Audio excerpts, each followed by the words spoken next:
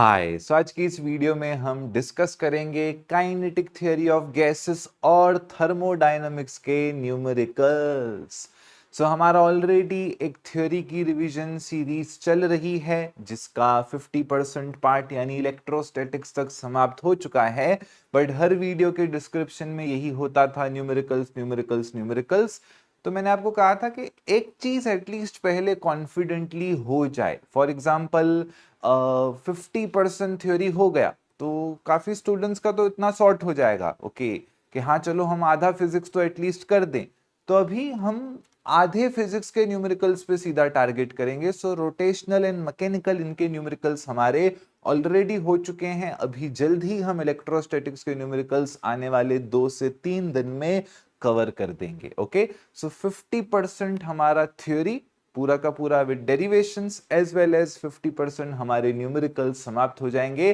तो एक फिजिक्स के लिए अच्छा रिवीजन हमारा यहाँ पर हो जाएगा। ओके ये पहले करते हैं, देन पार्ट 2 का हम आगे मैं आपको अनाउंस करके बताऊंगा कि कैसे कैसे वी विल प्रोसीड। चलिए क्योंकि समय कम है समय का ध्यान रखना है, time is crucial. Okay let's start. Channel को सब्सक्राइब नहीं किया है, जो कि मेजर ऑफ द स्टूडेंट्स ने नहीं किया है, तो आप गलत काम कर रहे हो। चैनल को सब्सक्राइब नहीं किया है सो सब्सक्राइब कर देना ताकि कोई भी इंपॉर्टेंट सी वीडियो आपकी मिस ना हो। किसी को भी अगर नोट्स चाहिए सो नोट्स हमारे इस फोल्डर के अंदर हैं। थोड़ा सा लेट अपलोड हुए हैं, मैं इस चीज की एग्री करता हूं कि मुझसे देर हो गई अपलोड में। बट ये आपके सारे जो थ्योरी नोट्स हैं, बोर्ड एग्जाम के जो भी थ्योरी वन शॉट्स हैं, उनके न्यूमेरिकल्स भी इसी फोल्डर में अपलोड हैं, एज वेल एज सम्स के भी इसी फोल्डर में आपको मिल जाएंगे। स्टार्ट करते हैं with the most important type of numericals, most conceptual type of numericals of KTG. Let's go. Data में क्या दिया गया है? डेटा में दिया गया है 16 ग्राम ऑफ ऑक्सीजन। मास कितना दिया गया है? ऑक्सीजन का मास दिया गया है यहाँ पे 16 ग्राम्स के बराबर। Of 16 gram of oxygen this eight 27 degree Celsius. Okay यहाँ पे समझो एक प्रकार से मीटर क्यूब है, मीटर क्यूब है यानी यहाँ पे वॉल्यूम दिया गया है। वॉल्यूम कितना दिया गया है? 0.025 यहाँ से मीटर क्यूब के बराबर। इसको कन्वर्ट करके मैं लिख सकता हूं 25 इंटू 10 में यहाँ से -3 मीटर क्यूब के बराबर। तो ये हो जाएगा यहाँ से मेरा वॉल्यूम। पहले मुझे मास दिया गया है, सेकंड मुझे यहाँ से वॉल्यूम दिया गया है at 27 degree Celsius. 27 degree Celsius temperature दिया गया है। 27 डिग्री सेल्सियस चलेगा क्या? नहीं चलेगा, कन्वर्ट करना पड़ेगा मुझे इसको केल्विन में। ऐड करूंगा यहाँ से 273, सो दिस विल बिकम यहाँ से 300 केल्विन के बराबर। चल, if the universal gas constant is this much, wow कितने भले लोग हैं, हमको यूनिवर्सल गैस कांस्टेंट का भी वैल्यू दे रहे हैं कि 8.4 यूज करना है। ओके 8.4 ये लोग बोल रहे हैं इस न्यूमेरिकल में यूज करने को। Find the pressure exerted by it, और ब्रैकेट में मॉलिक्यूलर वेट भी ऑक्सीजन का दे दिया है। काफी स्वीट है बेचारे, सारा डेटा यहाँ पे प्रोवाइड किया है। पूछ रहे हैं प्रेशर का मुझे फॉर्मूला या प्रेशर का एक्सप्रेशन बताओ। वॉल्यूम दिया है, टेम्परेचर दिया है, आर दिया है, प्रेशर पूछा है। ऐसा पूरे फिजिक्स पूरे केमिस्ट्री में एक ही फॉर्मूला है जिसमें सारे के सारे टर्म्स आ जाएं। तो फॉर्मूला यहाँ पर यूज होगा हमारा PV is equals to the हमारा nRT के बराबर। यहाँ पे फॉर्मूला कौन सा यूज करेंगे? फॉर्मूला यूज करेंगे हम ये वाला। ओके लिखने का तरीका कैसा होता है? ये हमने डेटा लिखा, डेटा में जो जो चीजें दी गई थी वो हमने लिखी। उसके बाद फॉर्मूला कौन सा यूज करेंगे? ये वाला। प्रेशर इज इक्वल टू क्या हो जाएगा? हो जाएगा यहाँ से nRT डिवाइडेड बाय यहाँ से हमारा V के बराबर।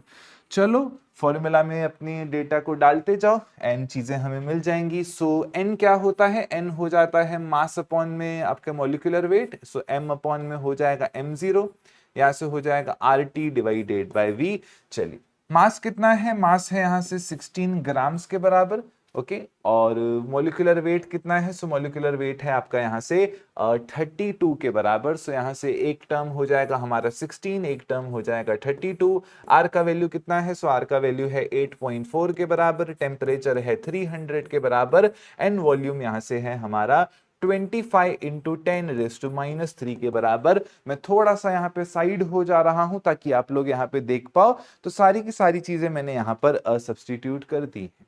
ओके चलिए सो नंबर ऑफ मोल्स में हम लोग कभी भी कन्वर्जन प्रेफर नहीं करते हैं। नहीं तो कोई बोलेगा सर ग्राम को केजी में कन्वर्ट करो, सो नहीं, आपका ये भी वही यूनिट सिस्टम में फॉलो होता है। सो नंबर ऑफ मोल्स की फॉर्मूला होती है मास अपॉन में मोलार मास के आपके बराबर।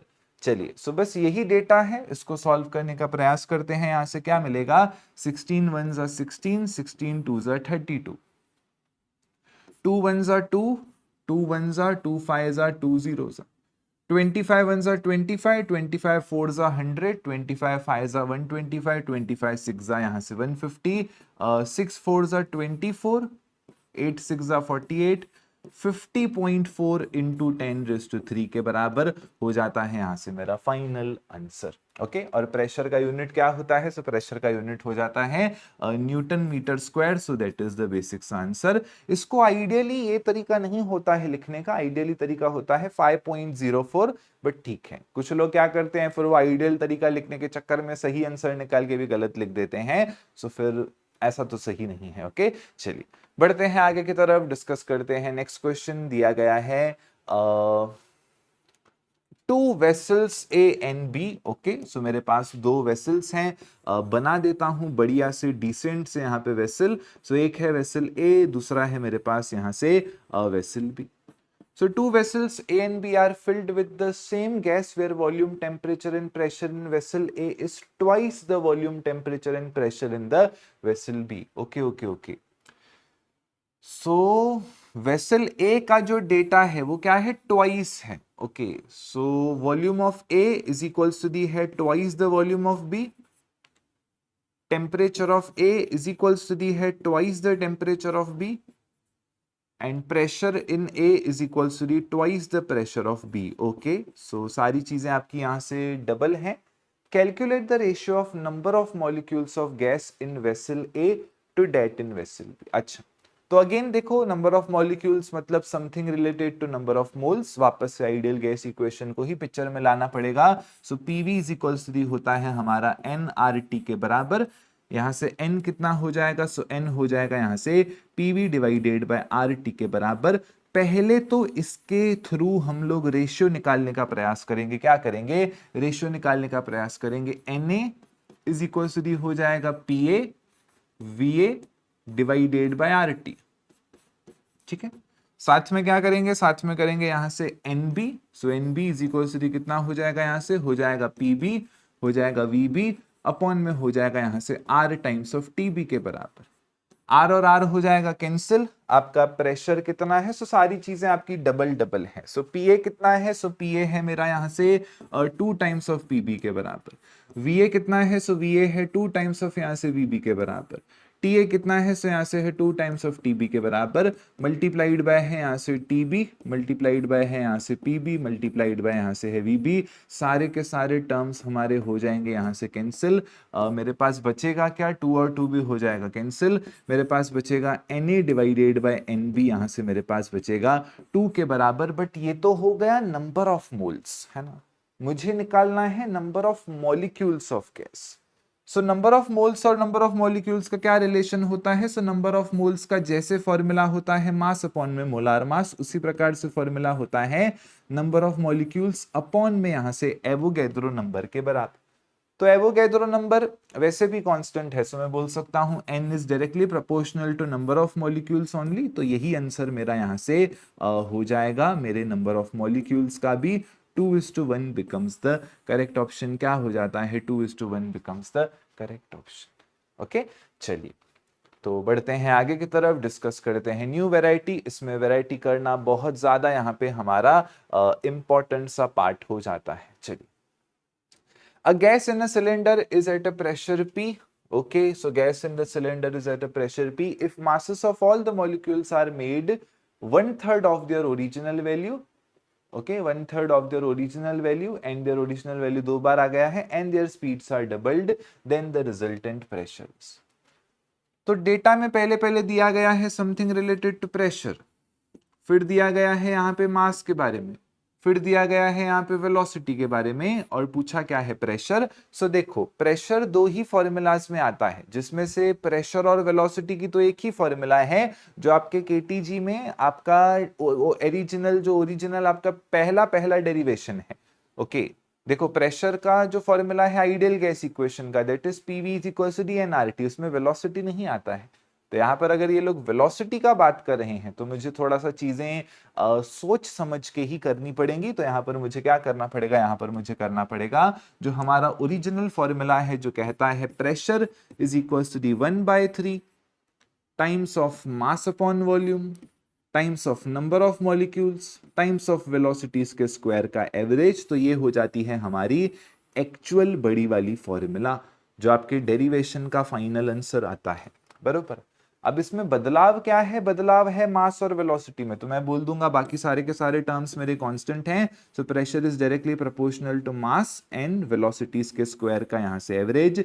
यही रिलेशन यहाँ से क्या करूंगा, यही रिलेशन यहाँ से यूज करूंगा, हो जाएगा P2 is equal to the हो जाएगा M2 V2 यहां से स्क्वायर का हो जाएगा average divided by P1 is equal to the हो जाएगा M1 यहां से हो जाएगा वेलोसिटीज के स्क्वायर का यहां से एवरेज। अगर कोई स्टूडेंट को ये कंफ्यूजन होता है, अच्छा नहीं लगता है बार बार वेलोसिटी के स्क्वायर का एवरेज, वेलोसिटी के स्क्वायर का एवरेज लिखना, तो आप लोग क्या कर सकते हो, इस क्वांटिटी को एक नया नाम भी दे सकते हो, C के बराबर। ओके आप लोग ऐसा कर सकते हो। सो बहुत बुक्स में ऐसा होता है बट अगेन मतलब नहीं बनता है ऐसा करने का। ओके चलिए, तो अभी मास क्या हो गया है, सो मास हो गया है यहां से 1/3। ओके सो M2 कितना है, M2 है यहां से हमारा 1/3 यानी 1/3 टाइम्स ऑफ यहां से M1 के बराबर। चलिए और स्पीड हो गई है डबल, सो V2 हो गया है यहाँ पे 2 टाइम्स ऑफ यहाँ पे V1 के बराबर। Then the resultant pressure is, चलिए तो सिचुएशन यहाँ पे कैसा है, सिचुएशन हमारा ऐसा है। So M2 is equal to the हो जाएगा यहाँ से 1/3 टाइम्स ऑफ यहाँ पे M1 के बराबर। सो M1 यहाँ से हो जाएगा हमारा कैंसिल। V2 कितना है, सो V2 है हमारा यहाँ से 2 टाइम्स ऑफ V1 के बराबर, यहाँ से भी हो जाएगा हमारा V1 और यहाँ से हो जाएगा इसका ओवरऑल यहाँ से स्क्वायर, बिकॉज नीचे भी स्क्वायर था वहां पर भी स्क्वायर था। सो इवेंचुअली यहाँ पर भी क्या हो जाएगा, स्क्वायर का टर्म तो हमारा रह जाएगा। एंड एवरेज को यूजुअली हम इधर से अगर सिंगल टर्म है तो सिंगल टर्म का एवरेज भी वही आएगा। ओके सो उसमें हम लोग कुछ कर नहीं सकते हैं। चलिए सो M1 हो जाएगा कैंसिल, V1 हो जाएगा कैंसिल, 2 का स्क्वायर हो जाएगा 4 divided by 3। Okay so resultant pressure P2 कितना हो जाएगा, सो P2 यहां से हो जाएगा 4 डिवाइडेड बाय 3 टाइम्स ऑफ यहां से P1 के बराबर।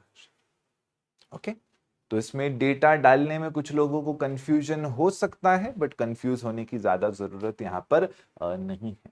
चलिए calculate the ratio of mean square speed. अब ध्यान से क्वेश्चन को पढ़ो, आप लोगों को बहुत घाई होती है पढ़ने की। सो यहाँ पे RMS वेलोसिटी नहीं पूछा है। ओके MHT CET में भी स्टूडेंट्स यही मिस्टेक करते हैं। ओके MHT CET में भी करते हैं यही मिस्टेक। तो आप थोड़ा सा बेसिक सीईटी का भी थोड़ा थोड़ा देखता जाओ, भले वहां पर तरीका हमारा अलग होता है सॉल्व करने का, यहाँ पर तरीका अलग है भले। ओके बट फिर भी RMS वेलोसिटी नहीं पूछा है, सिर्फ और सिर्फ मीन स्क्वायर स्पीड पूछा है। तो यानी मीन और स्क्वायर स्पीड पूछा है, रूट मीन स्क्वायर नहीं पूछा है।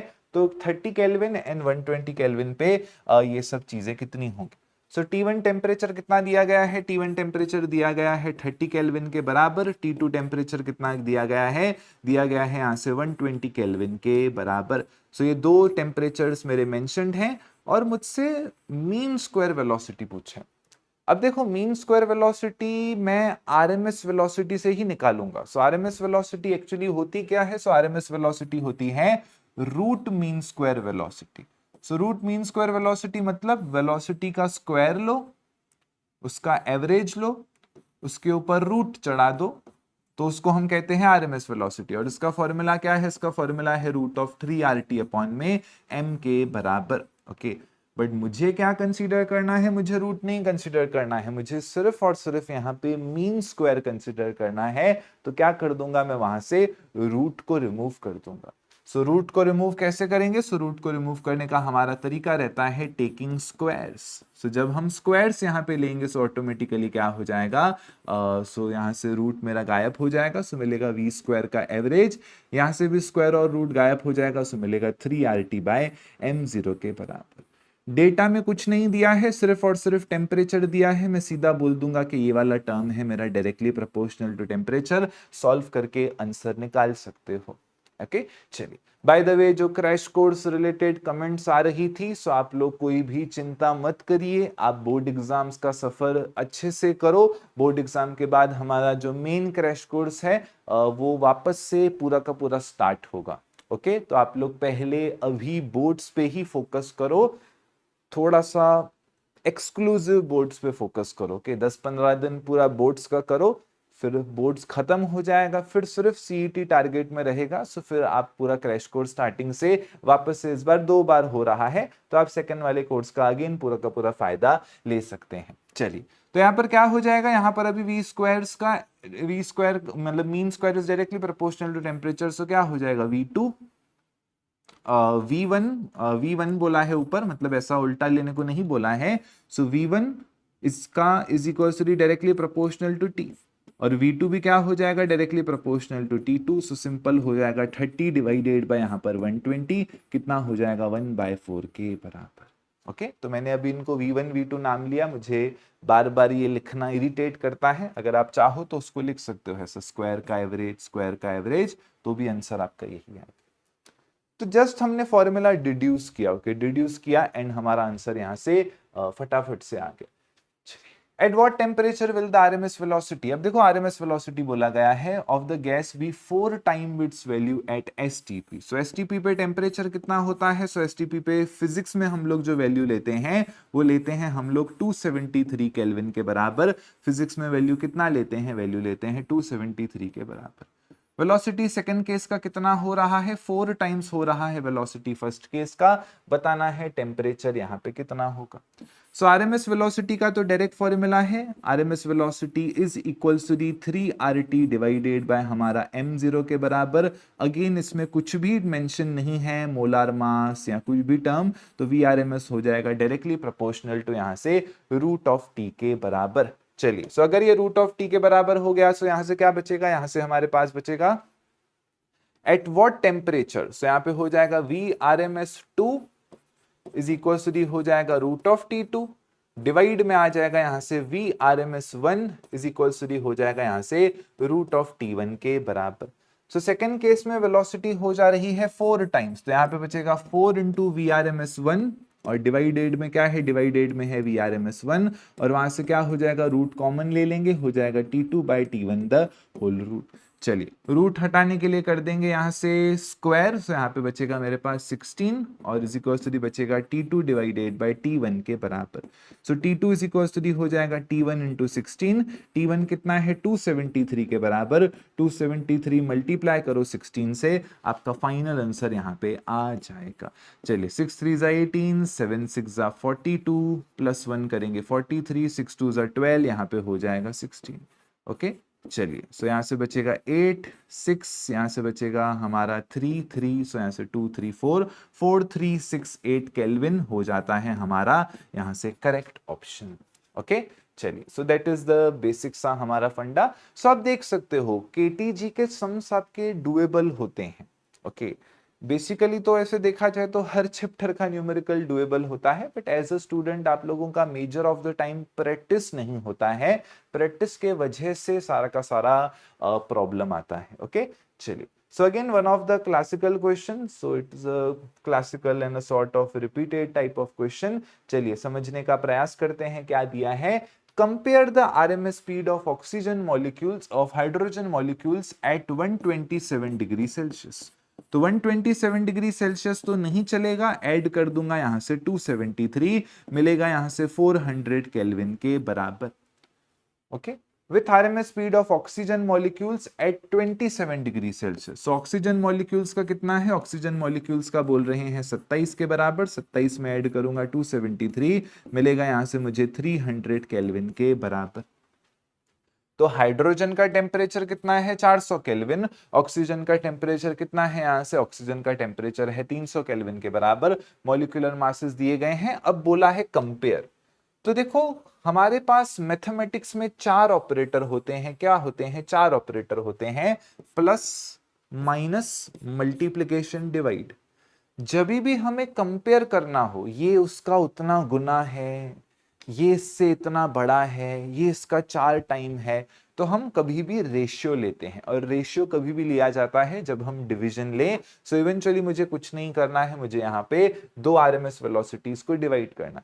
प्लस करते हैं हम ऐड करने के लिए, माइनस करते हैं हम डिफरेंस निकालने के लिए। जब हम मल्टीप्लाई करते हैं दो क्वांटिटीज को तो तब हम तीसरी क्वांटिटी बनाना चाहते हैं, बट जब हम डिवाइड करते हैं तो हम कंपेयर करते हैं। सो हर मैथमेटिकल ऑपरेटर का भी खुद का एक पर्पस होता है, खुद का एक उसका तरीका रहता है उसको यूज करने का। ओके चलिए, सो यहां से अभी हम करते हैं। सो हमारे पास क्या गिवन है, so V R M S is equal to क्या हो जाएगा, V R M S is equal to होता है √3RT/m के बराबर।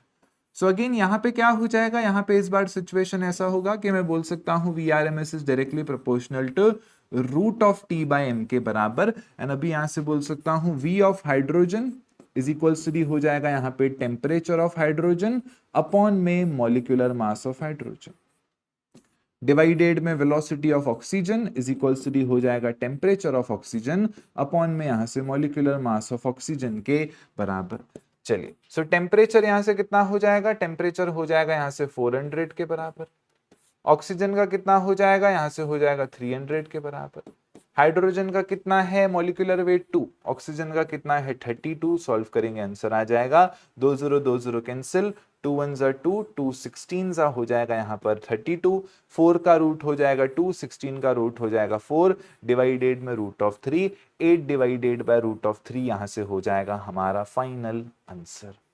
ओके, सो ये स्टैंडर्ड क्वेश्चंस हैं, standard questions and timeless questions. Okay, इनकी वैल्यू कभी भी समय के साथ गिरती नहीं है। ओके, ऐसा कभी नहीं होगा कि इनका वैल्यू गिरता है। ओके चलिए, नेक्स्ट क्वेश्चन। बेसिकली मैं आपको यहाँ पे होमवर्क दे रहा हूँ, ओके, बट मैं आपको करा रहा हूँ, करा भी दूंगा बट होमवर्क भी दूंगा। सो आंसर्स मैंने यहाँ पे लिख लिए हैं आपके सामने। So these are the answers. इसमें लॉग बुक का यूज करना पड़ेगा। क्या यूज करना पड़ेगा, इसमें लॉग बुक का यूज करना पड़ेगा। सो बिना लॉग बुक के आंसर नहीं आता है अच्छे से। ओके, तो इसमें आपको लॉग बुक यूज करना पड़ेगा। तो मैं आपको प्रोसेस फिर भी बता देता हूँ कि सो करना क्या है, करना इसमें लॉग बुक यूज है, बट मैं आपको पूरे पूरे स्टेप्स यहाँ पे बता ही दूंगा। फिर आप बैठ के आराम से कैलकुलेशन करो एंड सेम आंसर लाने का प्रयास करो। Calculate the average molecular kinetic energy. तो मुझे निकालनी क्या है, निकालनी है काइनेटिक एनर्जी, निकालनी है। काइनेटिक एनर्जी के 2-3 फॉर्मूलाज हमने पढ़े हैं। जैसे फॉर्मूला हो जाता है 3/2 टाइम्स ऑफ RT के बराबर, है ना। बट क्या क्या निकालना है, पहला निकालना है पर किलो मोल। ओके, सो निकालना है पर किलो मोल के टर्म्स में। उसके बाद निकालना है पर केजी के टर्म्स में। ओके, उसके बाद हमें निकालना है यहाँ से पर मॉलिक्यूल के टर्म्स में। सो अलग अलग वे में हमें यहाँ से निकालने का प्रयास करना है। क्या करना है, अलग अलग वे में यहाँ से निकालने का प्रयास करना है। तो हम कैसे करेंगे इसको हम समझते हैं। तो देखो, सबसे पहली पहली बात तो यहाँ पर ये है, पहले तो आप सिंपली काइनेटिक एनर्जी का जो एक्सप्रेशन है वही यहां से कर दो। तो काइनेटिक एनर्जी कितना होता है 3/2 टाइम्स ऑफ RT के बराबर। R कितना बोला है, R बोला है यहां से ले लो 8.31 के बराबर। टेम्परेचर कितना लेना है, सो टेम्परेचर है 127 डिग्री सेल्सियस। टेम्परेचर 127 है, सो इसमें ऐड करना पड़ेगा मुझे 273। 73 + 27 100 अलग से, 2 + 1 300 और ये वाला 100 अलग से। सो टेम्परेचर है 400 केल्विन के बराबर। तो यहां से मैं कर दूंगा 400 केल्विन के बराबर।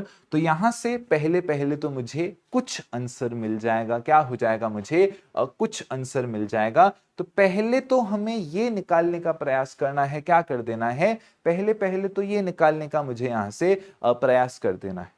सो आप लोगों को भी मैं समय दे रहा हूं, आप लोग भी कोशिश कीजिए, पहले आप इसको यहां से निकालने का प्रयास कीजिए। ओके चलिए, सो ये आप निकालने का प्रयास करो। सो ये आपको ना इसी के बराबर आ जाएगा। ओके, जो पहला पहला मैग्नीट्यूड है ना हमारा, यही आ जाएगा 4987 कुछ आ जाएगा। यहां से क्या आ जाएगा, 4987 आ जाएगा। तो ये आप पहले निकाल के रख दो, तो इससे आपका कैलकुलेशन यहां से इजी हो जाएगा। ओके चलिए, अब यहाँ पे फंडा कैसा लगता है, तो ये ना थोड़ा कंफ्यूजन होता है मुझे भी एज अ स्टूडेंट। मैं आपको बता दूं, जब मैं स्टूडेंट था 11th 12th फिजिक्स में, थर्मल फिजिक्स मुझे सबसे कम पसंद थी। ओके मुझे फिजिक्स के बाकी सारे ब्रांचेस बहुत ज्यादा पसंद हैं till date, but thermal physics मुझे ऐसा फील आता है कि मैं केमिस्ट्री बैठ के कर रहा हूं, तो थोड़ा सा ऐसा रहता है। ओके तो ये आप लोगों के लिए मे भी ऐसा झटपट का रहे, बट अगेन जिसको थर्मल फिजिक्स थोड़ा सा कम प्रेफरेंस होता है स्टूडेंट्स में से ही, अगेन जिनको केटीजी समझता ही नहीं है, तो उनके लिए मैं प्रोसेस यहाँ पे बता देता हूँ। तो देखो पर किलो मोल का यहाँ पर मतलब क्या हो जाता है, किलो मोल का यहाँ पर मतलब ये हो जाता है कि किलो, किलो का मतलब है 10⁻³ से आपको मल्टीप्लाई करना पड़ता है। तो अगर काइनेटिक एनर्जी पर किलो मोल निकालना है तो आपको क्या करना है, आपको इसी को 10⁻³ से मल्टीप्लाई यहाँ पे करना पड़ेगा। सो 4987 ऑलरेडी है, साथ में आप 10⁻³ से और मल्टीप्लाई कर दोगे तो वो हो जाता है आपका यहाँ से फाइनल आंसर। एंड अगर मुझे इसको पॉइंट में लिखना है सो 4.897 इंटू 10⁻6 जूल हो जाता है यहाँ से मेरा फाइनल आंसर। सो आप देख सकते हो हमारा पहला पहला आंसर तो सीधा आ गया, मैंने इसमें से डायरेक्ट निकाला एंड किलो मोल था तो मैंने यहाँ पे इसी को मल्टीप्लाई कर दिया बाय यहाँ से 1000 के बराबर।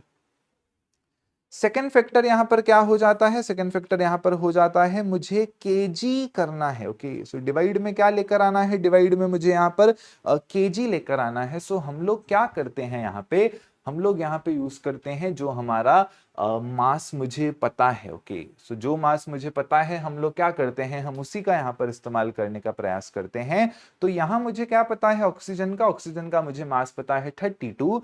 तो ये जो वैल्यू मुझे यहाँ पर मिली है, हम सिर्फ और सिर्फ अगर मुझे काइनेटिक एनर्जी पर केजी निकालना है तो मैं क्या करूंगा, यही वैल्यू जो मुझे यहाँ पे प्रोवाइडेड है, जो मैंने सेपरेटली निकाल ली 4987, इसी को डिवाइड कर दूंगा 32 से। एंड आपको पता है ये वेट आपका ग्राम में होता है, अगर मैं इसको केजी में कन्वर्ट करूं so this will become 32 into 10⁻³ के बराबर। एंड अगर आप देखोगे ये आंसर आपको सीधा आ जाता है, आप 32 से डिवाइड करो 10⁻³ ऊपर जाएगा, लॉग बुक का यूज करो, आपको डायरेक्टली बी ऑप्शन यहां से मिल जाएगा। तो ये आपका फायदा है कि आप पहले इसका वैल्यू निकाल लो। ओके तो फिर आपको हर वेरिएशन के लिए बार बार कैलकुलेशन नहीं करना पड़ेगा, यहाँ पर आपने एक बार मल्टीप्लाई किया आ गया, यहाँ पर आपने एक बार वैसा किया आंसर आ गया। उसी प्रकार से पर मॉलिक्यूल बोला है, सो पर मॉलिक्यूल में तो आप सीधा दूसरा वाला जो हमारा फॉर्मूला है kinetic energy is equal to ½ kBT के बराबर, सीधा आप वो यहाँ से यूज कर सकते हो। बिकॉज पर मॉलिक्यूल में टेक्स्ट बुक में आइडियली आपका पहले आता ये वाला टर्म है। ओके तो इसमें बोल्ट्जमैन कांस्टेंट के वैल्यू एंड टेम्परेचर का वैल्यू डाल के हम लोग इसको यहां से निकाल सकते हैं। तो वैसे ये सब कराने का एक अलग प्रोसेस होता है, बट अभी this is one shot series तो मैं ज्यादा नहीं बोल सकता हूँ एक सम के ऊपर। ओके बट फिर भी मैंने आपको यहाँ से बता दिया।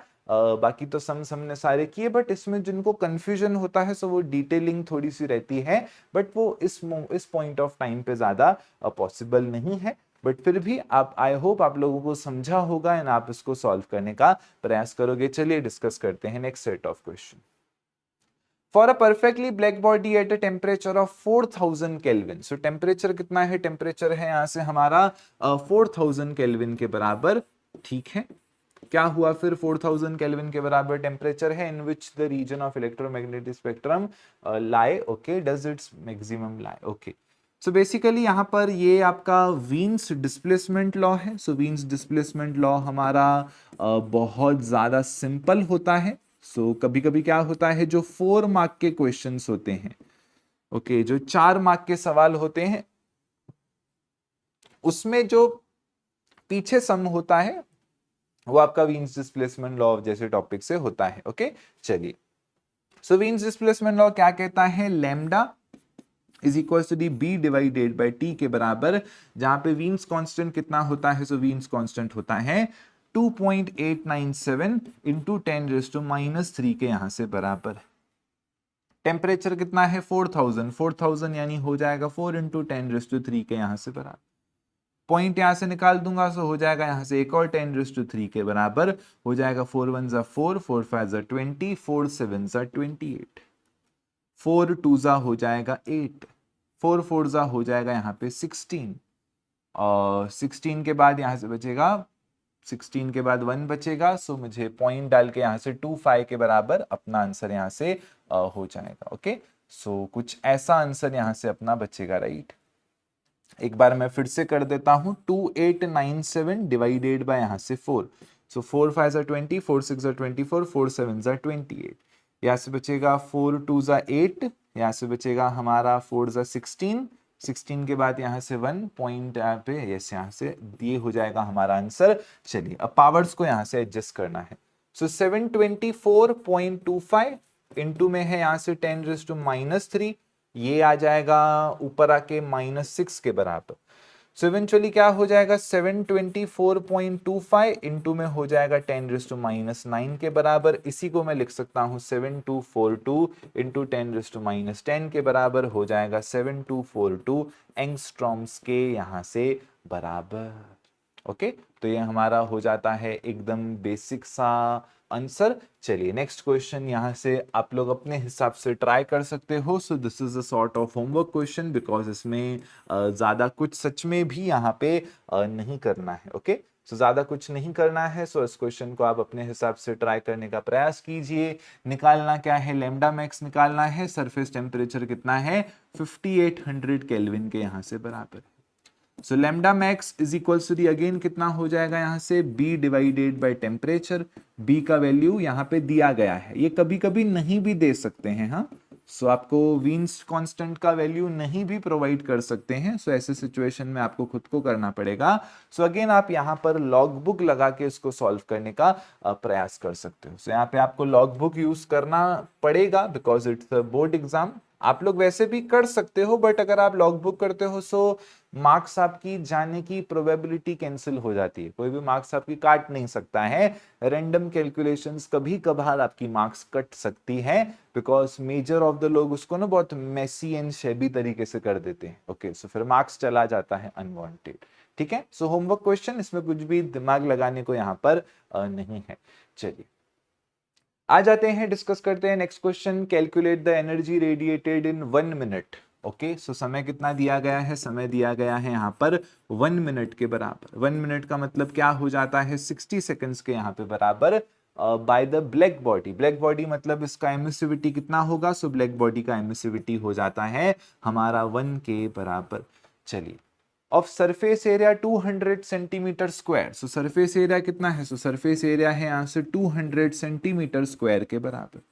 1 सेंटीमीटर में कितने मीटर होते हैं, सो 1 सेंटीमीटर में होते हैं 10⁻² मीटर। सो यहाँ पे हो जाएगा 10⁻² मीटर, यहाँ से हो जाएगा स्क्वायर। यहाँ से क्या मिलेगा, 200 इंटू में हो जाएगा 10⁻⁴ मीटर स्क्वायर के यहाँ से बराबर। यहाँ से इवेंचुअली हो जाएगा 2 इंटू 10⁻² मीटर स्क्वायर के बराबर मेरा एरिया यहाँ से हो जाएगा। टेम्परेचर कितना है, टेम्परेचर है 127 डिग्री सेल्सियस। सो टेम्परेचर है यहाँ से हमारा 127 के बराबर, ऐड कर दूंगा यहाँ से 273, आंसर आ जाएगा मुझे 400 केल्विन के बराबर। निकालना क्या है, एनर्जी रेडिएटेड। तो देखो जिन लोगों ने भी अगर मुझसे पढ़ा है पहले केटीजी, तो मैं ना यहाँ पे हमेशा मैं आपको मेरा एक फॉर्मूला बना के देता हूँ। वो फॉर्मूला मेरा नहीं है, वो स्टेफन का है, बट फॉर्म ना टेक्स्ट बुक में 6-7 फॉर्म्स हैं। तो मैं हमेशा कहता हूं ये एक फॉर्म ऐसा है जो कभी भी फेल नहीं जाता है। कोई भी प्रकार के सम में आप इसको यूज कर सकते हो। सो फॉर्म हो जाता है Q divided by T is equal to the AE sigma T raise to यहाँ से 4 के बराबर। ओके, तो हम लोग भी क्या करेंगे, हम लोग भी यहां से यही फॉर्मेट को यूज करेंगे। चलिए एरिया कितना है, सो एरिया हो जाएगा यहां से हमारा 2 इंटू 10⁻² के बराबर। एमिसिविटी कितना है, 1 के बराबर। स्टीफेंस कांस्टेंट कितना है, 5.7 इंटू में यहां से 10⁻8 के बराबर। और T⁴ मतलब कितना हो जाएगा यहाँ से 400 हो जाएगा यहाँ से हमारा 4 के बराबर। ओके, तो अभी हमको क्या करना है, अभी हमको यहाँ से इसको थोड़ा थोड़ा सॉल्व करते जाना है। आप लोगों से मैं इंसिस्ट करूंगा कि आप वीडियो को पॉज करें एंड पॉज करके इसको सॉल्व करने का यहाँ से प्रयास करते रहें।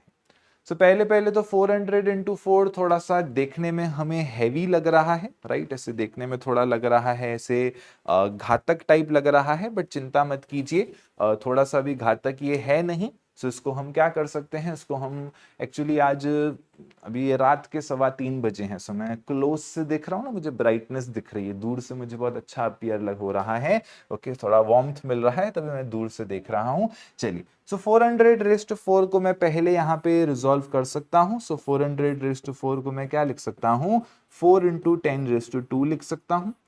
फिर हो जाएगा यहाँ से 4, सो ये हो जाएगा 4 रेज़ टू 4 इंटू में हो जाएगा 10 रेज़ टू 8 के बराबर।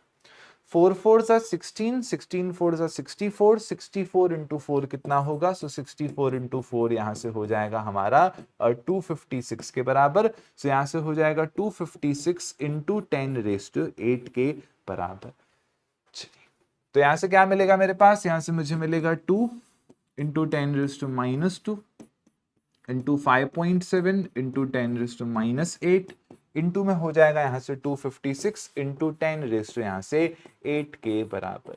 चलिए, तो यहाँ से सिचुएशन कैसा होगा, this and this will become cancel out और 256 इंटू 2, सो मैं मोबाइल में बहुत गेम खेली है 2048 वाली। ओके, तो मुझे सीधा वैल्यू याद है कि 512 के बराबर आता है। आप लोगों ने भी खेली होगी, जिसने ये गेम खेली है कमेंट करके बताना, सो हम थोड़ा सा एक दूसरे से रिलेट कर पाएंगे। 2048 करके गेम आती है, खेली है क्या? चलिए, तो उसमें 256 के बाद वाली जो टाइल आती है वो 512 के बराबर आती है, इंटू 5.7 इंटू 10 रेज़ टू -2 के यहाँ से बराबर। चलिए, तो बस इनको हमें मल्टीप्लाई करना है एंड डायरेक्टली हमारा यहाँ से क्या होगा, डायरेक्टली हमारा आंसर यहाँ से आ जाएगा। क्या होगा, डायरेक्टली हमारा आंसर यहाँ से आ जाएगा। बट एक टर्म यहाँ पर हमारा पेंडिंग है, जिसको हमें टाइम को भी यहाँ पे भेजना पड़ेगा, राइट। सो टाइम को भी अगर यहाँ पे भेजना पड़ेगा तो इंटू 60 यहाँ पे हर जगह हो जाएगा। ओके, सो यहाँ पर भी मुझे इंटू 60 करना पड़ेगा। सो 512 अगर 60 का एक जीरो यहाँ पे दे दे, सो ये हो जाएगा 57 इंटू 6 इंटू 10 रेज़ टू यहाँ से -2। थोड़ा सा मैंने अभी थोड़ा सा अंदाजा लगाने का कोशिश करता हूँ। 10 रेज़ टू -2 को ना मैं यहाँ से मल्टीप्लाई कर देता हूँ इससे, सो हो जाएगा 0.57। 0.57 को मैं रफली 0.5 बोल देता हूँ। सो 6 2 जा हो जाएगा 12, 6 1 जा हो जाएगा 6 7, 5 6 जा हो जाएगा यहाँ पे 30 इंटू यहाँ से अप्रोक्सीमेटली हाफ ले लो, थोड़ा अप्रोक्सीमेटली ले लिया। सो यहाँ से हो जाएगा अभी मेरे पास 1 5 3 एंड 6। ओके, सो थोड़ा सा लास्ट में आकर के मैंने यहाँ पर जजमेंटल टाइप कर दिया है, थोड़ा सा जजमेंटल टाइप, जिसका परिणाम हमें भुगतना पड़ सकता है। तो आपका आंसर ना थोड़ा सा ज्यादा रहेगा। तो अगर मुझे अभी पता है कि मुझसे मिस्टेक हुई है, आपका आंसर ज्यादा ही आएगा, बिकॉज आप इसको 0.5 नहीं बना सकते हो, तो वो आपको लॉगबुक कैलकुलेशन से ही करना है ऑब्वियसली। क्योंकि आप ऐसे समझो, आपने एक चिल्लर थी आपके पास, दिस इज रॉन्ग आंसर, मैं आपको बता रहा हूं, बट जजमेंट बताया मैंने आपको। अभी मेरे पास एक 0.5 रुपी का सिक्का था, 0.57 रुपी का सिक्का था, एक ही सिक्का था। तो मैंने बोल दिया 57 के जगह मैं 0.5 लेता हूं, तो मुझे सिर्फ और सिर्फ 7 पैसे का फर्क आएगा। बट यहां पे मेरे पास 512 सिक्के हैं। ओके, तो आप अगर थोड़ा सा भी एरर करते हो तो वो एरर 512 गुना मल्टीप्लाई हो जाएगा।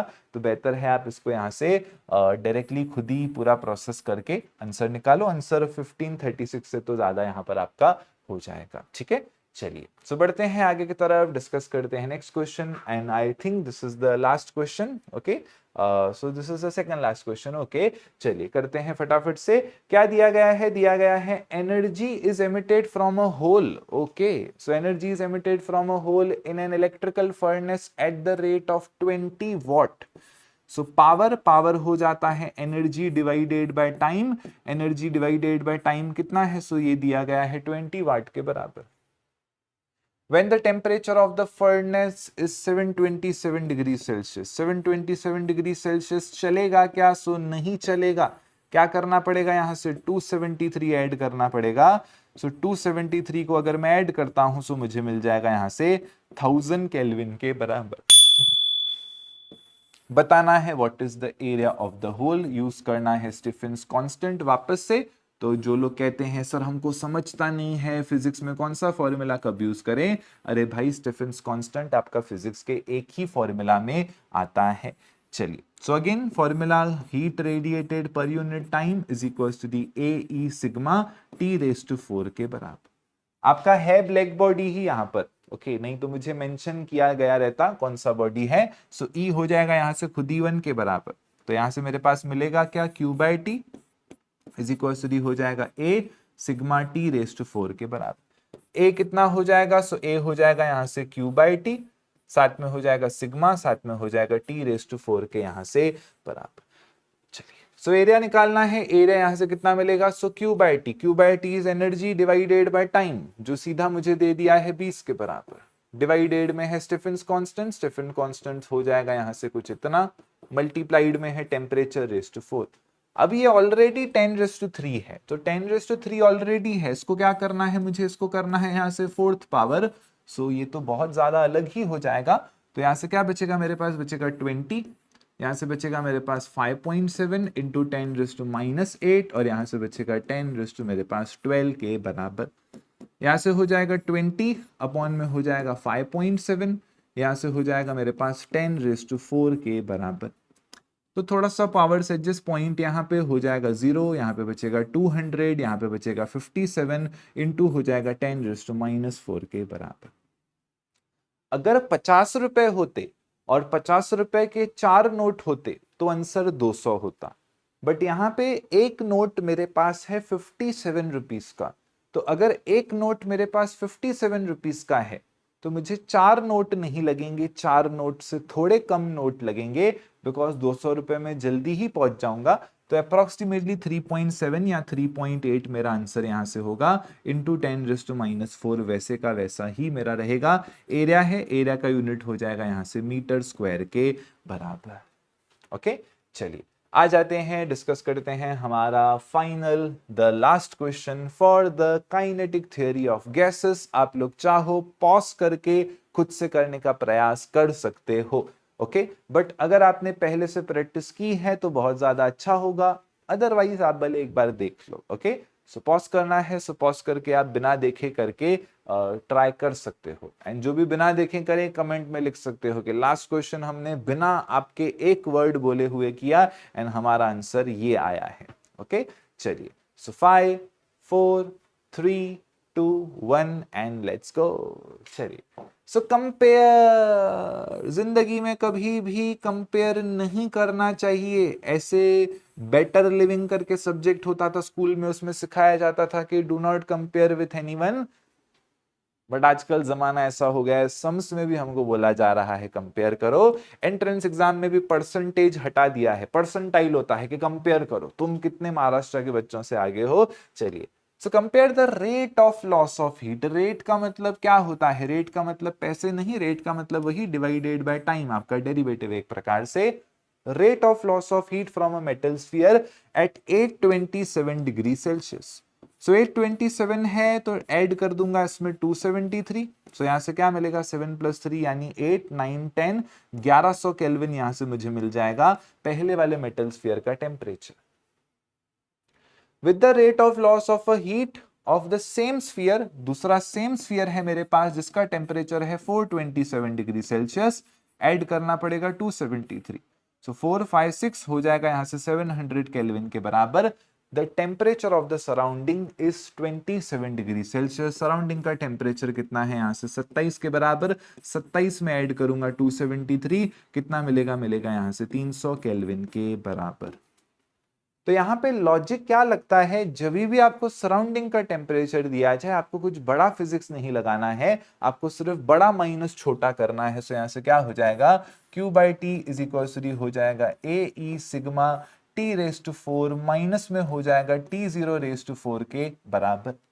चलिए तो कंपेयर करना है। सो अभी ये तो सारे टर्म्स कांस्टेंट है, सेम स्फीयर है तो एमिसिविटी कांस्टेंट, एरिया कांस्टेंट। सो यहां से क्या हो जाएगा, यहां से हो जाएगा Q बाई टी मेरे पहले स्फीयर का इज इक्वल हो जाएगा T⁻⁴ माइनस में T⁻⁴ divided by Q by T मेरे सेकेंड स्फीयर का जो कि हो जाएगा T⁻⁴ माइनस में यहां से T⁻⁴ के बराबर।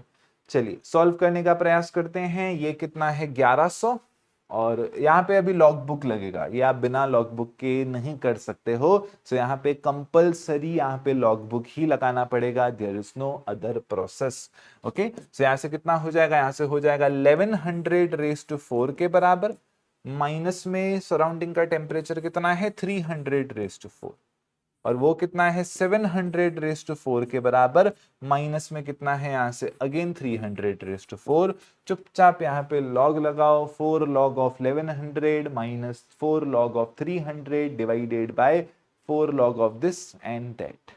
ओके, तो यहाँ प्रॉपर अभी लॉग कैलकुलेशन करो एंड इसका आंसर निकालने का प्रयास करो। जिन लोगों को रैंडमली करना है, सो रैंडमली सजेस्टेड नहीं है। बोर्ड एग्जाम में लॉग कैलकुलेशन अगर आप करते हो तो आपको मार्क्स अच्छी खासी मिलती हैं। ओके, बट रैंडमली करना है तो हम यहाँ पे क्या कर सकते हैं, हम इसमें से 11 into 10 raise to 2 raise to 4 लिख सकते हैं।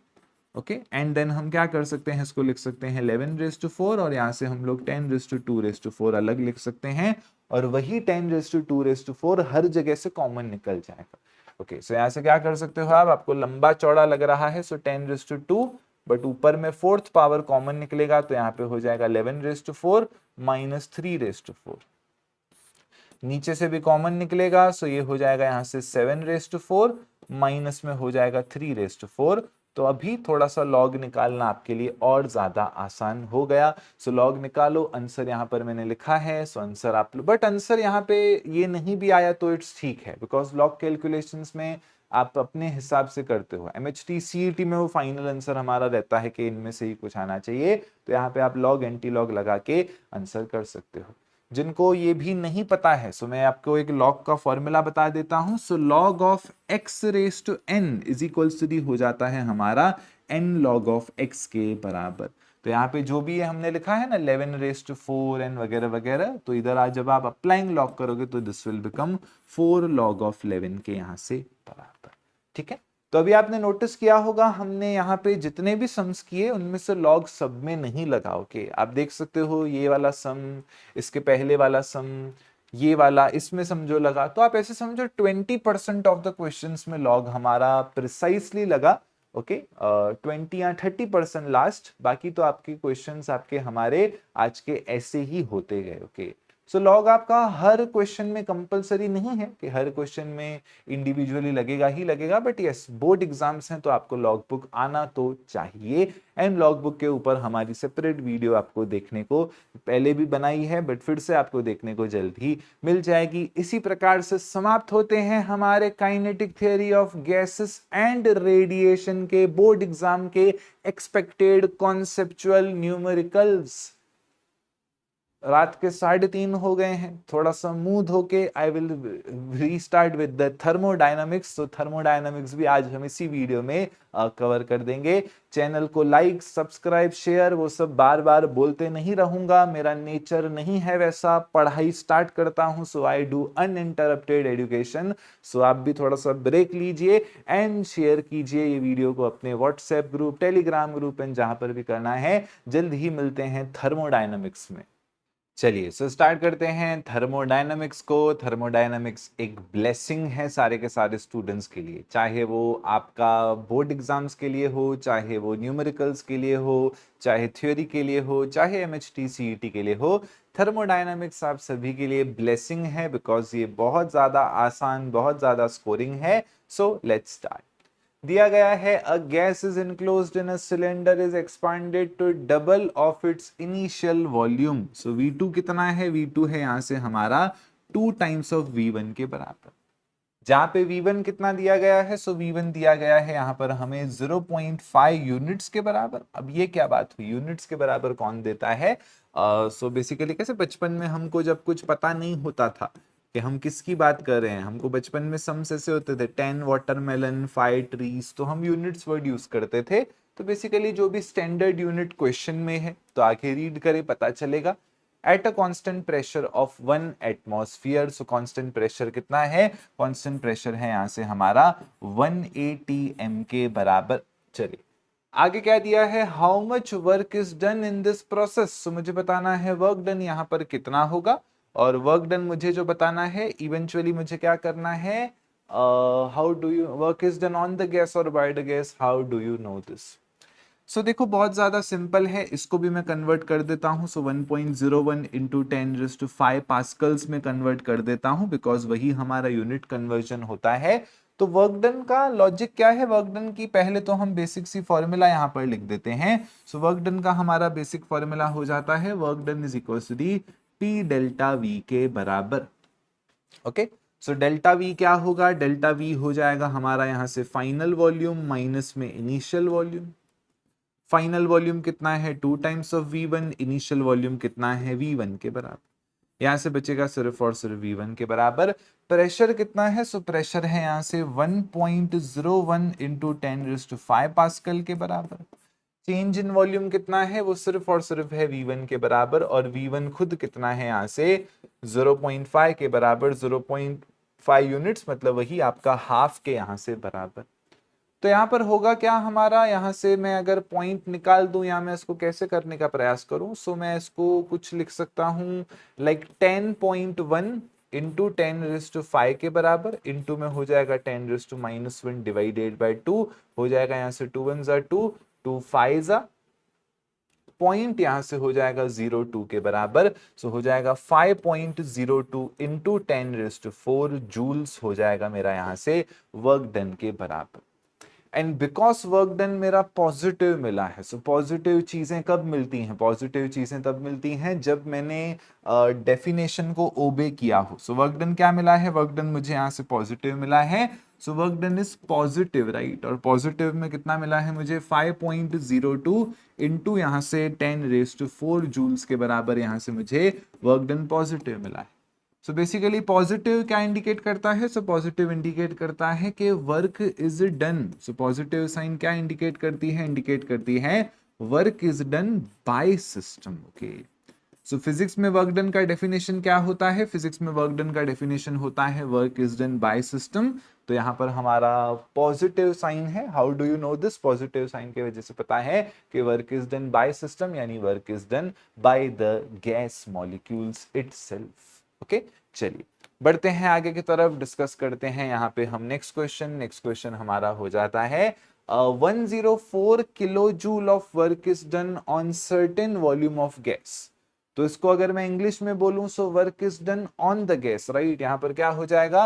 Work is done on the gas. तो मैं यहाँ पे लिख सकता हूं work is done on gas. Okay, so on gas यानी साइन हो जाएगा नेगेटिव, बिकॉज फिजिक्स का डेफिनेशन क्या कहता है? फिजिक्स का हमारा डेफिनेशन कहता है, फिजिक्स में जो W का डेफिनेशन है, सो W का डेफिनेशन ही क्या हो जाता है?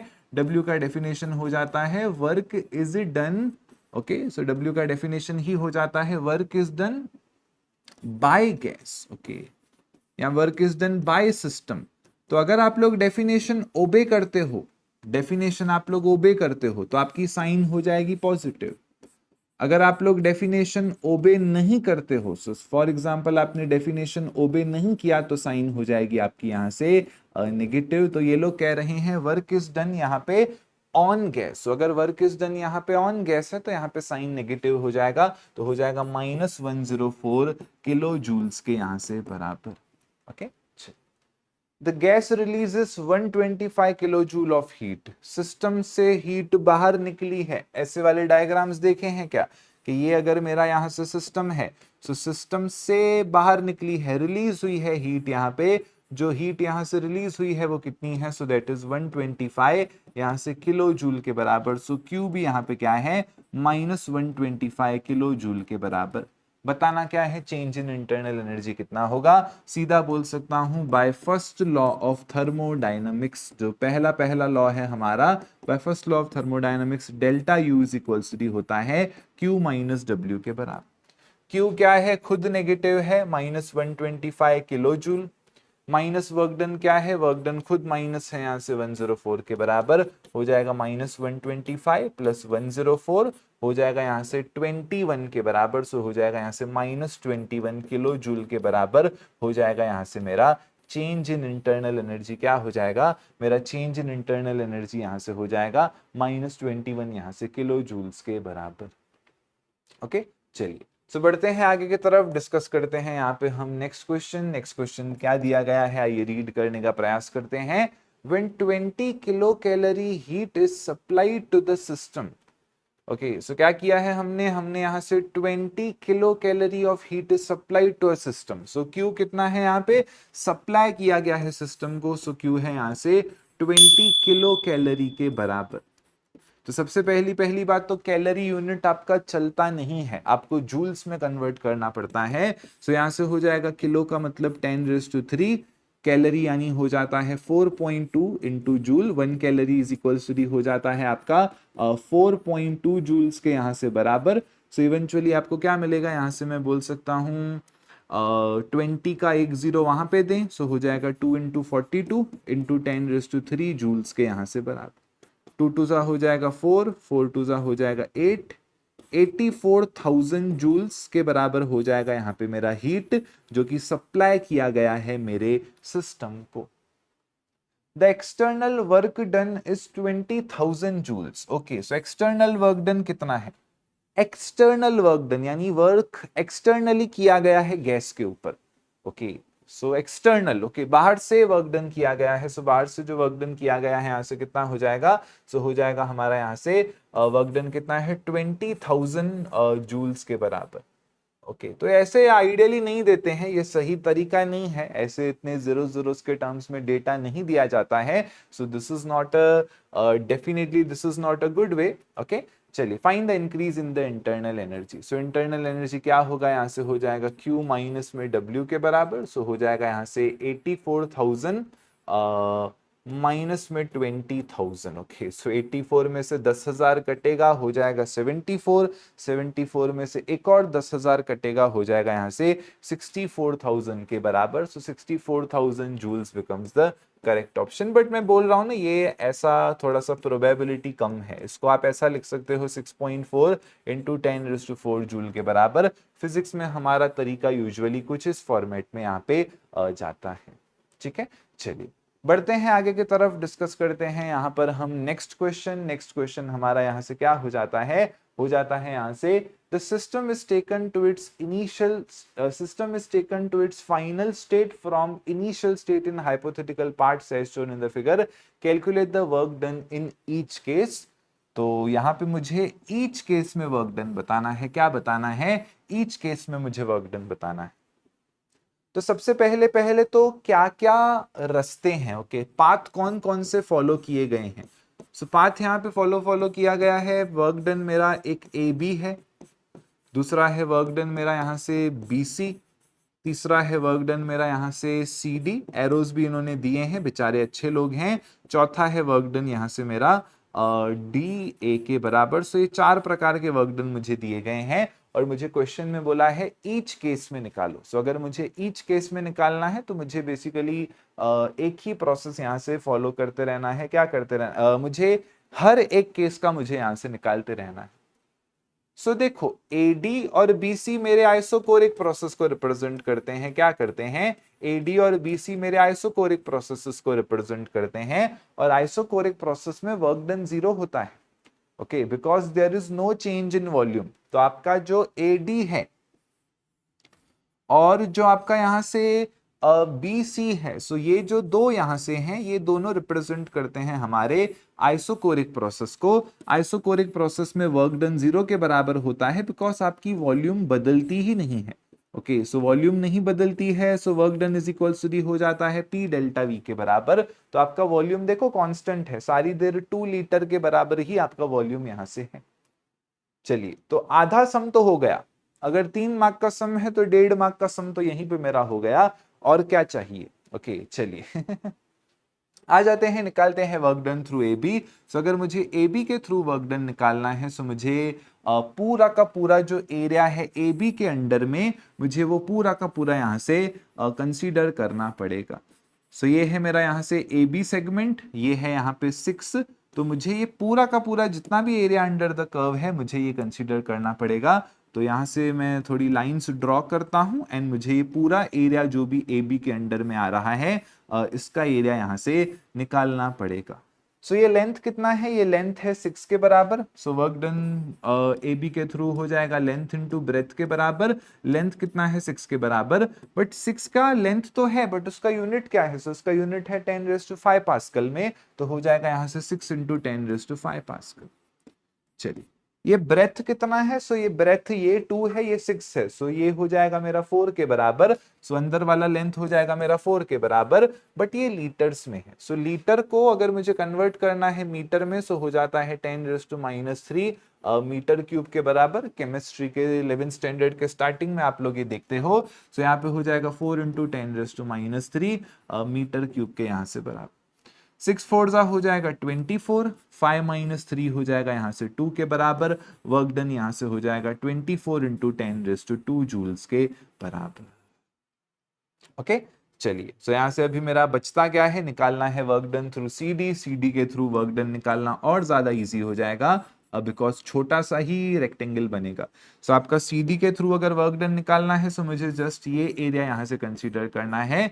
लेंथ कितना है, सो लेंथ है 2 इंटू 10⁵ पास्कल। ओके चलिए, ब्रेथ कितना है, सो ब्रेथ वही है 4 बट इनटू में क्या हो जाएगा 10⁻³ के बराबर। 4 2 8, 8 इंटू 10⁻² जूल्स हो जाएगा यहाँ से मेरा वर्क। ओके तो बोर्ड एग्जाम के क्वेश्चंस में आपसे इससे ज्यादा पार्ट्स पूछे जा सकते हैं। एमएचटी सीईटी के क्वेश्चंस में आपसे सिर्फ एक आधा ही पूछा जाता है। ओके कि आप बस उसका एरिया बताओ, इसका एरिया बताओ, बट यहाँ पे आप देख सकते हो आपके पूरा का पूरा पार्ट्स में पूछा गया है। चलिए अब ये क्वेश्चन मेरे हिसाब से मैं आपको होमवर्क दे सकता हूँ, ठीक है, बट ठीक है थोड़ा सा आगे भी है तो मैं आपको करा ही देता हूँ। आप पॉज करके खुद से करो तो आपका खुद का भला होगा। चलिए, a thermodynamic system is taken through the cyclic process, so cyclic process A B C D A है ना। Calculate the work done by the gas during the parts A B. So मुझे वर्क डन कैसे कैसे calculate करना है, work done calculate करना है A B में, वर्क डन कैलकुलेट करना है यहाँ से बी सी में, वर्क डन कैलकुलेट करना है यहाँ से सी डी में, एंड वर्क डन यहाँ से कैलकुलेट करना है डी ए में। ओके चलिए, सो ये 4 तरीके मेरे पास हैं। अगेन प्रॉब्लम वही है, 2 प्रोसेस मेरे यहां से आइसोकोरिक हैं। क्या है, 2 प्रोसेस यहां से मेरे आइसोकोरिक हैं। एडी मेरा आइसोकोरिक प्रोसेस है तो आइसोकोरिक प्रोसेस के थ्रू वर्क डन हो जाएगा 0। सीबी मेरा आइसोकोरिक प्रोसेस है तो उसके थ्रू भी वर्क डन हो जाएगा यहां से 0 के बराबर। सो ये दोनों प्रोसेसेस मेरे आइसोकोरिक प्रोसेस है। आइसोकोरिक प्रोसेस में आपका कोई भी चेंज इन वॉल्यूम नहीं होता है। Okay so because change in volume नहीं होता है तो आपका आंसर हो जाता है 0 के बराबर। अभी क्या निकालना है, ए बी के through work done. So A B के थ्रू वर्क डन निकालना है। सो अगेन कितना हो जाएगा, रेक्टेंगल होगा, so length into breadth. Length कितना है, सो ये लेंथ है ए बी का, ए बी का लेंथ ये वाला है यानी 100 किलो पास्कल। सो 100 किलो, किलो का मतलब 10⁻³ ब्रेथ कितना है, सो 300 - 100 कितना देगा, 300 - 100 मुझे देगा यहाँ से 200 के बराबर। सो ये 200 के बराबर यहाँ से क्या है मेरा लेंथ है, सो 200, बट ये किस में है, सेंटीमीटर क्यूब में है। ओके है ना, 200 सेंटीमीटर क्यूब में है तो थोड़ा सा कन्वर्जन करना पड़ेगा। यहाँ से हो जाएगा 10⁵, यहाँ से हो जाएगा 200 इंटू सेंटीमीटर को मीटर में यानी 10⁻² मीटर, उसका लेना पड़ेगा यहाँ से क्यूब। यहाँ से हो जाएगा 10⁵, इंटू में हो जाएगा 200, इंटू में हो जाएगा 10 यहाँ से -6 के बराबर। 5 और 2 हो जाएगा 7, 7 - 6 हो जाएगा यहाँ से 1 के बराबर। आंसर आ जाएगा यहाँ से 20 जूल्स के बराबर। आंसर कितना आ जाएगा, 20 जूल्स के बराबर। चलिए इसके बाद क्या निकालना है, वर्क डन सीडी के थ्रू निकालना है। ओके सो आप लोग खुद ही फटाफट करते जाओ यार, करते जाओ। चलिए सीडी, सो आपका बड़ा वाला, सो हाइट पूरा का पूरा लेना पड़ेगा। हाँ सीडी के लिए हाइट आपका पूरा लेना पड़ेगा। सो पूरा हाइट है आपका 200 किलो पास्कल के बराबर। और ब्रेथ क्या है, ब्रेथ है 200 सेंटीमीटर क्यूब के बराबर। वापस से कन्वर्ट करना पड़ेगा, ये हो जाएगा 2 इंटू 10⁵, वो हो जाएगा 2 इंटू 10⁵2, 10⁻6 मीटर क्यूब के बराबर, जैसे यहाँ पे किया हो जाएगा। सो 2 2 हो जाएगा यहाँ से हमारा 4 के बराबर। ओके एंड मिलेगा मुझे यहाँ से 10⁻7 - 6 हो जाएगा 10 के बराबर। 40 जूल्स मिलेगा मुझे यहाँ से वर्क डन इस केस का। तो पहला वाला पार्ट मेरा यहाँ पर समाप्त हो जाता है, मैं साइड हो चुका हूँ। आपको स्क्रीनशॉट लेना है तो स्क्रीनशॉट लो, आपको चेक करना है तो आप चेक करो। बट ये मुझे आंसर्स यहाँ पे मिल चुके हैं। क्या मिल चुके हैं? ये मुझे यहाँ से आंसर्स मिल चुके हैं। ठीक है, so this is the basics यहाँ पर फंडा। अब यहाँ क्या करना है? अब मुझे यहाँ से फाइंड करनी है total heat rejected by the gas कितनी है during the process. Okay, so work done हमने पूरा का पूरा फाइंड कर दिया। ओके, बट यहां पर ना अभी एक छोटा सा ट्विस्ट है। ट्विस्ट ये है, ट्विस्ट यहां पर कुछ ऐसा जाता है कि देखो अभी मुझे सिर्फ वर्क डन नहीं निकालना है, और इसमें एक थोड़ा सा लूप होता है। मैं आपको थोड़ा सा समझा देता हूं। सी हम लोग बोलते तो हैं, क्या बोलते हैं? Work done area under the curve, area under the curve, area under the curve. And area under the curve वाली मेंटेलिटी में हमेशा क्या होता है, अगर मैं वही मेंटेलिटी रखूं तो हमेशा हमारा आंसर पॉजिटिव ही आएगा। बट हम लोगों को पता है आइडियली थर्मोडायनामिक्स में वर्क डन हमारा पॉजिटिव भी हो सकता है और नेगेटिव भी हो सकता है। तो उसका ना एक प्रोसेस होता है। ओके, तो प्रोसेस ये होता है, आप जैसा सम कर रहे हो करो, लास्ट में आप सिर्फ एक बार चेक कर लो। ओके, बिकॉज अभी देखो यहाँ पर मुझे ये वाला सेक्शन करना है, टोटल हीट रिजेक्टेड निकालनी है, तो मुझे साइंस को ध्यान थोड़ा सा देना पड़ेगा। तो मैं इस क्वेश्चन में भी और पिछले क्वेश्चन में भी आपको थोड़ा सा समझा देता हूं।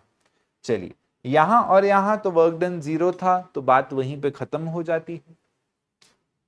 ए बी में हमारा वॉल्यूम एक्सपांड हो रहा था, वॉल्यूम 2 लीटर से 6 लीटर गया। आपको पता है जब भी वॉल्यूम बढ़ता है वर्क डन पॉजिटिव होता है, तो ये आपका पॉजिटिव ही होगा। सी डी वाले रास्ते पे हमारा वर्क डन नेगेटिव होगा। ओके, कैसे नेगेटिव होगा?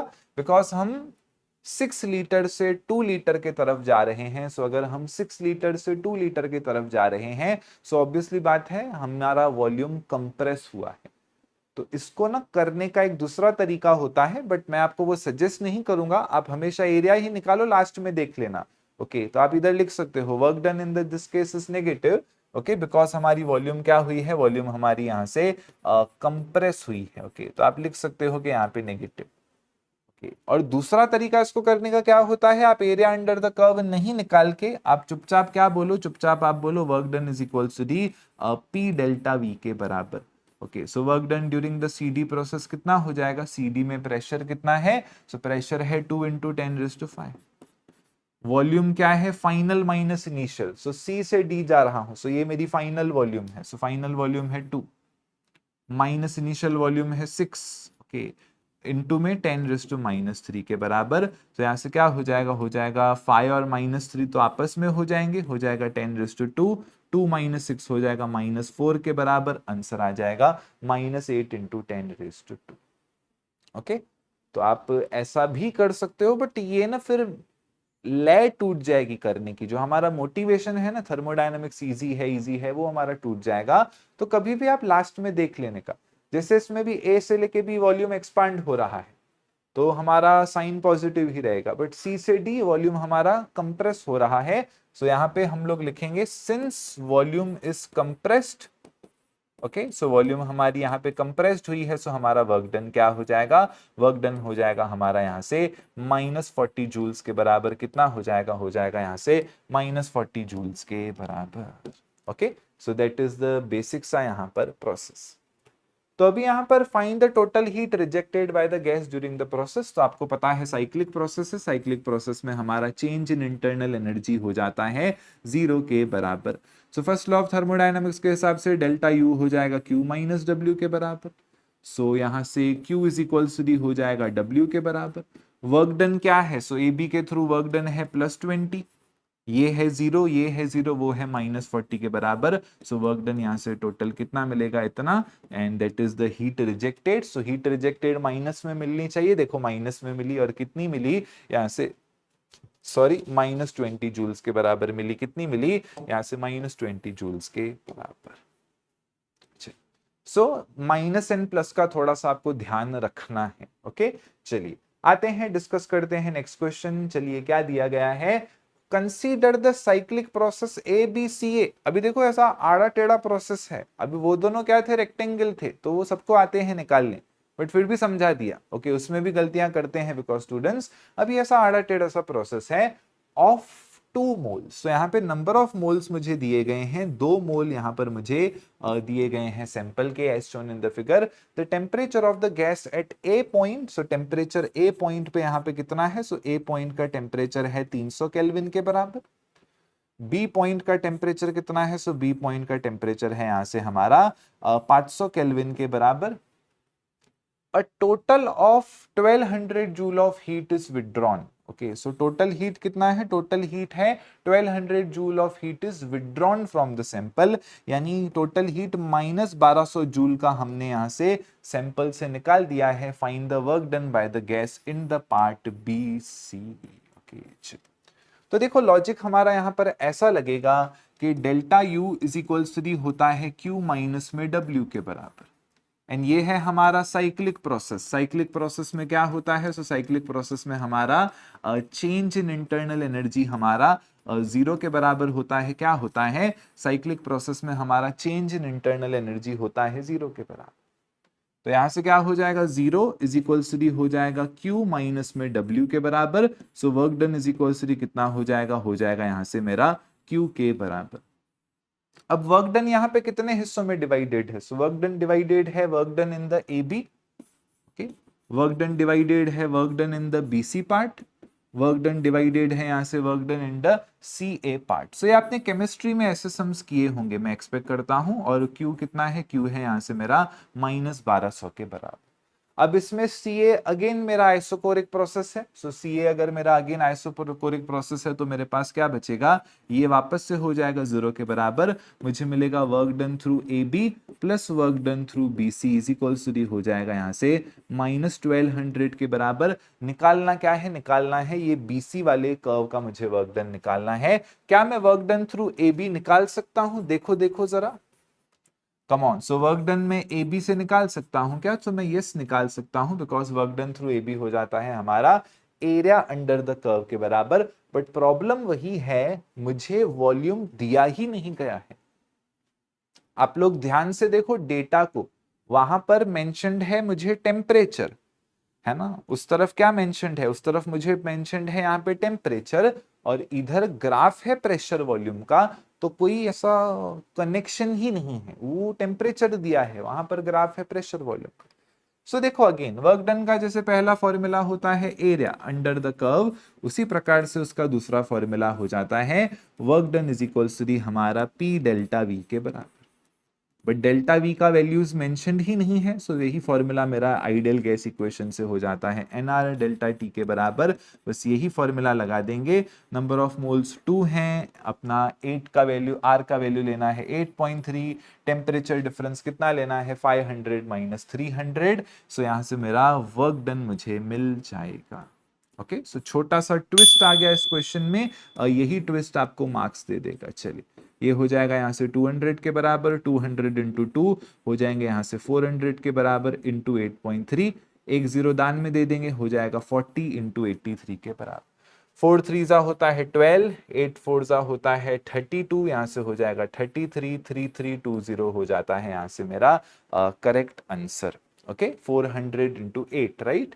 So 8 4s are 32, 83 into 4, 4 3s are 12, 8 3s are 24, 8, yes सही है। So this is the correct answer. So work done through AB कितना हो जाता है, work done through AB हो जाता है यहाँ से 3320 के बराबर। So यही 3320 जब उस जगह चला जाएगा, so again हो जाएगा नेगेटिव, so ये भी हो जाएगा 3320, so ये हो जाएगा पूरा का पूरा नेगेटिव में। so यहाँ से हो जाएगा 0, यहाँ से हो जाएगा 2, यहाँ से हो जाएगा 3 + 2 5, एंड यहाँ से हो जाएगा कुछ ऐसा -4520 जूल्स हो जाएगा। यहाँ से मेरा वर्क डन क्या हो जाएगा, -4520 जूल्स हो जाएगा मेरा यहाँ से वर्क डन। सो बेसिकली इस मोमेंट पे जब मेरा BC एक्ट कर रहा है, सो मैं बोल सकता हूं work is done on the gas. Okay, work is done on the gas from कहां से कहां तक, from B to C। Okay, चलिए, तो ये हो जाता है हमारा एक अलग अलग क्वेश्चन, बिकॉज रेक्टेंगल वाले क्वेश्चंस हमारे फिर भी एक सिमिलर पैटर्न फॉलो करते हैं, बट ये वाला क्वेश्चन हमारा यहाँ से अलग सा क्वेश्चन हो जाता है। ओके चलिए बढ़ते हैं आगे की तरफ, डिस्कस करते हैं नेक्स्ट क्वेश्चन। चलिए फटाफट से, डाई एटॉमिक गैस, सो डाई एटॉमिक गैस का गामा का वैल्यू प्रोवाइड किया गया है 1.4 के बराबर, आइडियली उनको प्रोवाइड नहीं करना चाहिए। डस 200 joule of work, okay so work is done, बोलिए वर्क किसने किया है, वर्क इज डन। अब ये वाला क्वेश्चन सब लोग नहीं कर पाएंगे, मैं आपको बता दूं। देखो फिजिक्स में ना सम्स के बहुत सारे लेवल होते हैं, ओके एंड जितना 2025 का बोर्ड्स का पेपर अगर मैं हटा दूं तो हमेशा एक बचकाने सवाल पूछे गए हैं, ओके बट फिजिक्स फिजिक्स रहेगी, ओके लगाना 2025 में सबको झटका लगाना, जो भी लिखते थे इजी है, ये ऐसा हो जाएगा, वैसे सबको झटका लगा। तो हमको ऐसा नहीं है कि कुछ एक्स्ट्रा तैयारी ही नहीं करनी है, ओके तो ये वैसा क्वेश्चन है, तो सब लोग नहीं कर पाएंगे, बहुत कम पॉपुलेशन ही इस क्वेश्चन को कर पाएगी।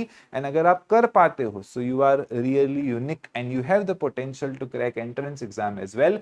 चलिए सो डायटोमिक गैस कर रही है 200 जूल का work, so work is done by system, okay by gas यानी work is done by system, so work done का साइन हो जाएगा यहां से मेरा पॉजिटिव, वर्क डन कितना हो जाएगा प्लस 200 जूल के यहां से बराबर।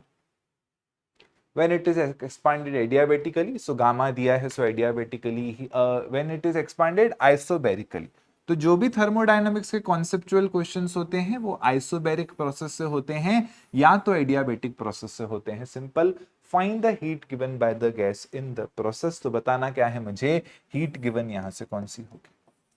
तो जो भी हमारे MHT CET crash course, MHT CET long batch, MHT CET dropper batch, MHT CET advance batch, जहां से भी आप हैं प्लीज आप करो, ओके समय लेके करो, बट ऑलरेडी मैंने आपको सारी चीजें बताई हैं, ओके एंड यूट्यूब स्टूडेंट्स आइए फटाफट से उसको समझने का प्रयास करते हैं। सो देखो फॉर्मूला हमारा होता है Q is equals to the NCP/dt के बराबर, फॉर्मूला क्या होता है, Q is equals to the NCP/dt के बराबर।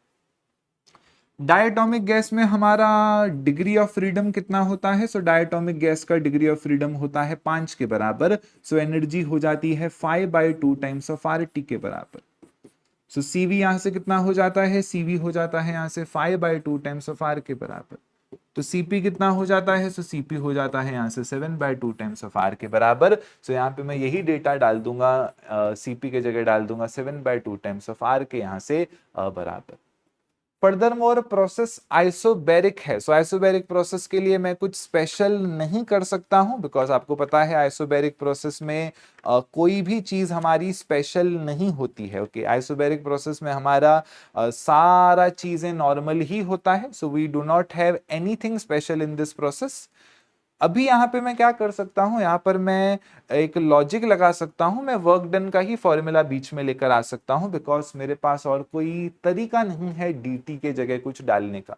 सो वर्क डन किसके बराबर होता है, बराबर होता है P डेल्टा V के, P डेल्टा V के जगह डाल सकता हूं NR डेल्टा T, सो यहां से क्या हो जाएगा, डेल्टा T मुझे मिल जाएगा work done divided by NR के बराबर, एंड इसी को यहाँ पे हम सब्सटीट्यूट कर देंगे। चलिए सो हो जाएगा वर्क डन अपॉन में NR के बराबर, RR cancel, NN cancel, 7/2 times of यहाँ से वर्क डन। मैं आपको बता दूं ऐसा क्वेश्चन MHT CET में भी नहीं आया है इतनी ज्यादा बार, but it's a good question for all the CET aspirants also as well as board exam देने वाले लोगों के लिए भी। चलिए तो 7/2 इंटू वर्क डन कितना है 200 के बराबर, 2 1 2, यहां से हो जाएगा 700 जूल्स के बराबर मेरा। So quality question, okay a good quality question, good quality question, बस और ज्यादा कुछ नहीं कहूंगा, बहुत ज्यादा अच्छा क्वेश्चन। चल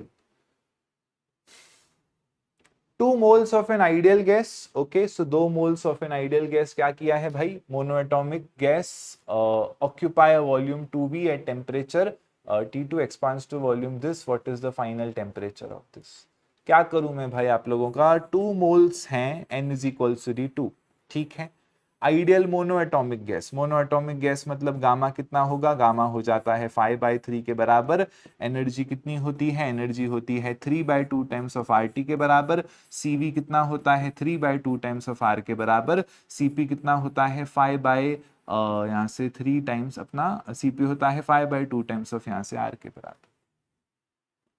occupy a volume 2V at temperature 300 Kelvin.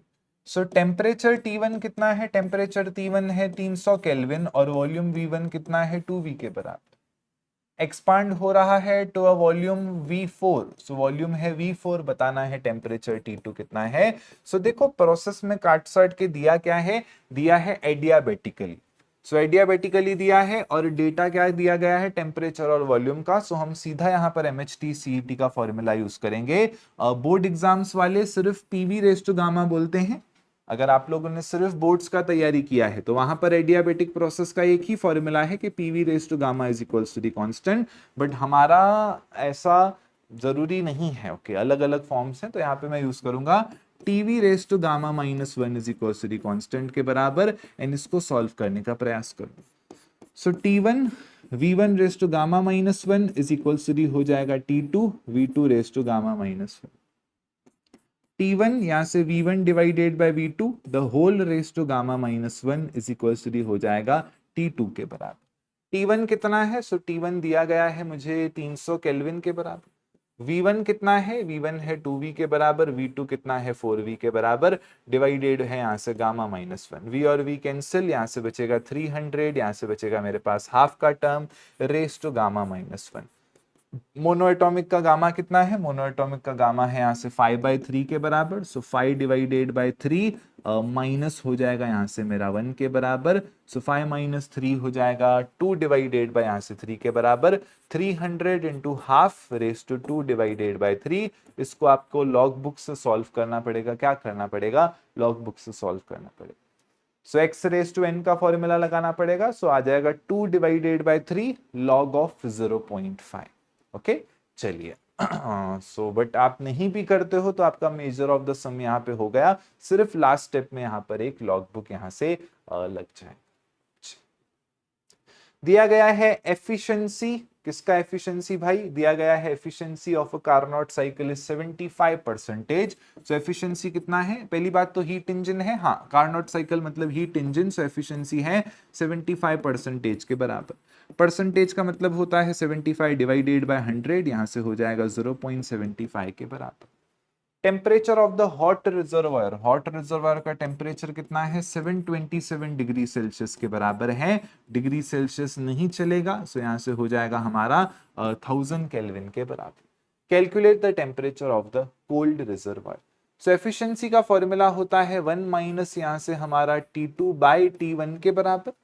Okay, so efficiency है यहां से हमारी 0.75, यहां से हो जाएगा 1 माइनस में T2 divided bye T1 which is 1000 के बराबर।